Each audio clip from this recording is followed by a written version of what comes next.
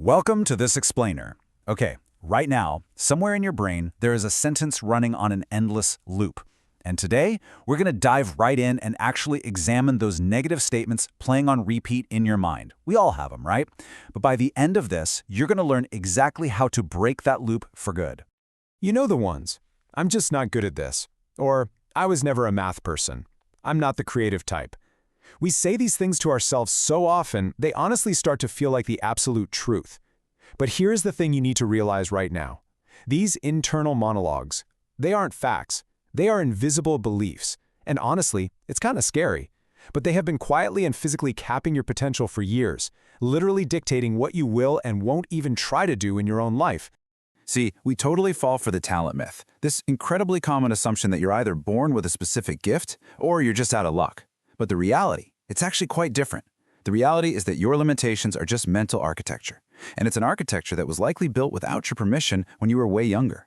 Understanding this contrast is absolutely massive, because the talent myth is the exact reason we quit when things get hard. We think our struggle means we lack some innate gift, instead of realizing we're just bumping into a mental wall, a wall we can absolutely tear down. So let's dive right into this blueprint. First, we'll look at the invisible mental ceiling. Then, the biology of growth, followed by the Mindset Rewire Toolkit. After that, we'll touch on finding your deeper purpose. And finally, your daily action plan. All right, part one, the biology of growth and how we actually go about rewiring your brain.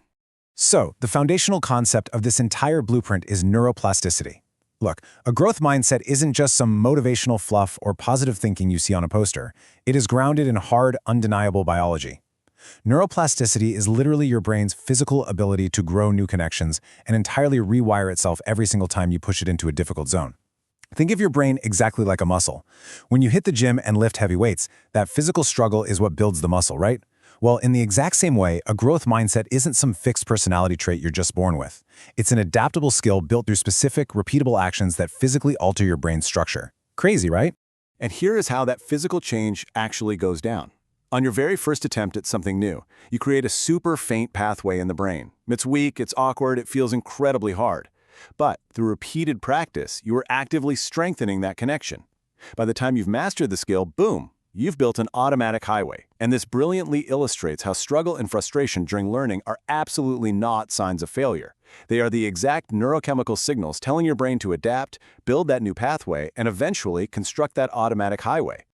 Moving on to part two, the Mindset Rewire Toolkit. These are your practical tools for change. Take the phrase, "I can't do this." It feels so permanent, just a total dead end. But if we simply add three little letters, "I can't do this yet," the psychological shift is just massive. Adding the word "yet" instantly moves you out of a permanent state of failure and into an active, moving learning curve. It basically tells your brain that failure is just your current position on the map, not your final destination. Now, it's also absolutely crucial to rethink how we offer praise. We really need to stop praising the label and start praising the verb. See, when you praise a label, like telling someone, "Oh, you're so smart," or "you're a natural," you're actually creating this fragile identity that they now feel they have to protect. They might completely avoid hard challenges just so they don't look unsmart if they mess up. The fix here is to praise the effort. Say things like, "Your strategy worked," or, "Man, your persistence really paid off." This keeps the actual, continuous growth at the center of your efforts rather than just ego protection. Next up in the toolkit is reappraising stress as fuel. Most of us get that racing heart before a big test, a tough conversation, or, when you realize you just hit reply all by mistake, and we instantly interpret that physical sensation as panic. But physiologically, your body's not panicking. That racing heart is your system mobilizing resources. It's pumping more oxygen to your brain and blood to your muscles. You are literally gearing up for action. Reappraising that physical feeling from, "Oh no, I'm panicking," to, "Okay, I'm fueled up," completely changes how you approach the entire challenge. So, the crucial point is right here. All of these tools rely on a very specific sequence. Belief leads to action, and action leads to growth. If you don't truly believe you can improve, well, you'll never take the consistent action required to practice. And without practice, the growth just never comes. So if you ever find yourself totally stuck, don't just blindly try to force the action. Actually, take a step back. Go back to step one and question and fix the underlying belief that is actually blocking your progress. I want you to reflect for just a second on your own past masteries. Walking, reading, riding a bike, speaking a language, even just cooking a single dish. Think about it. At some point in your life, you couldn't do any of these? Every single one was incredibly hard. You struggled, and let's be honest, you were bad at it. And now? They are totally automatic. You've already grown your brain and mastered neuroplasticity dozens of times in your life. You just forgot. This is literal living proof from your own history that your brain is built to grow. Now, what's really interesting about this is how massive a role your environment plays. Think of the 5 people you spend the most time with. Together, they make up 100% of your immediate environmental influence. Your future is essentially the average of your inner circle.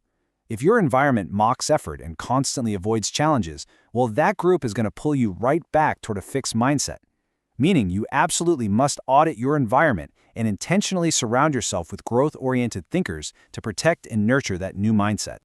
All right, part 3, finding your deeper purpose and how to actually sustain this change. To really sustain this new mental architecture over the long haul, we need purpose for others. We have to frame our growth as something that will eventually help our family, our team, or our community. Because look, if you're only growing just to prove something to yourself, that motivation is going to vanish the minute the work gets boring or repetitive.